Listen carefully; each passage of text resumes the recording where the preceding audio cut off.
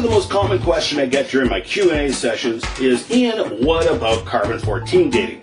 Now, most people misunderstand carbon-14 and how it works. They think it gives ages of millions of years. No, that's rock dating methods. I covered those in rant number 100.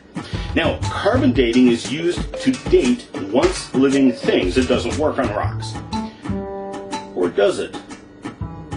Carbon-14 is radioactive. It mixes with oxygen, forming a radioactive form of carbon dioxide. Plants, of course, eat carbon dioxide, so the plants take in the carbon dioxide. Animals eat the plants, we eat the animals and the plants, therefore everything takes in this amount of radioactive carbon into their system. Congratulations! Maybe you didn't know this, but you are radioactive. Carbon-14, of course, being radioactive, is heavy and unstable. Eventually, it emits a beta radiation and thus converts back into nitrogen. Now, when you die, I hate you, God. I hate everything you stand for. You stink. The thing I hate about you the most is that you don't even exist. I'm going to prove to the world just how much I hate you and just how much you don't exist. I demand that you strike me dead with lightning right now. Just what I thought. He's a pansy. He doesn't exist. And the Toronto Maple Leafs suck.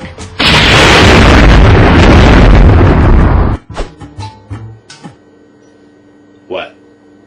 You didn't know God was a Leafs fan?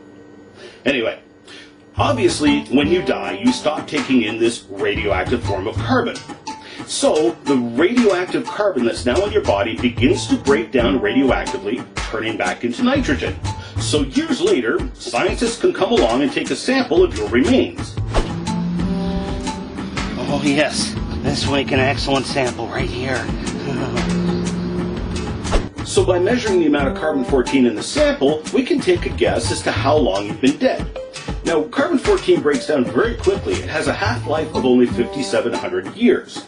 Within 100,000 years, it's completely gone. Now remember that number, 100,000 years, no carbon-14. If it's 100,000 years old, there will be no carbon-14. There are a number of problems with the assumptions behind the carbon-14 dating method. For example, calibration, similar to what I discussed in rant number 100. However, probably to the surprise of many skeptics, I'm going to ignore those things today and focus strictly on what the dates actually show us. In the end, carbon-14 dating will probably wind up being the creationist's friend. Now, because of the assumptions behind carbon-14 dating, I don't think it's entirely accurate. However, I think it's probably fair to say it's probably accurate within, say, a factor of 10. The Paluxy River in Glen Rose, Texas is famous for fossil dinosaur and human footprints. Now, I'll deal with the human footprints at rant number 65, but I will make use of them to make a point today. We also occasionally find coalified wood in these rock layers. Now, because of the dinosaur tracks, these rocks are considered 100 million years old. Yet when we carbon date the wood fragments embedded in the rock layer, we invariably get ages of between 5,000 and 50,000 years old. So, which is the correct age then? The human footprints, which indicate it is very recent? The carbon-14 dates, which say it's 5,000 years old? The carbon-14 dates, which say it's 50,000 years old? Or the assigned age of 100 million years, given to it because of the dinosaur tracks? Is it possible, just possible, that the alleged history of billions of years of Earth's history is actually fiction? Nobody ever stops to question the 100 million year old age of the dinosaur tracks. An age which, by the way, was just made up. There's no way to prove that age. So what then do the old Earthers do with the radiocarbon ages which indicate that those rock layers are actually very young? Well, if you watched rant number 100, you already know the answer. Drum roll, please. That's right, ladies and gentlemen, you guessed it. Contamination! Thank God there's a way to reject our scientific dates when they don't line up with evolutionary theory. Unless, of course, those scientific dates disprove those pesky creationists, in which case they must be correct and must be fact. So here's the thing, this is hardly an isolated case. You remember the age at which we have no carbon-14? 100,000 years. Right, good, you were taking notes. 100,000 years old and older, we should have 0 carbon-14 remaining in the sample. Yet, no matter where we take samples in the geologic record, no matter what the evolutionary assigned age of that sample, it always comes back with lots and lots of carbon-14 in it.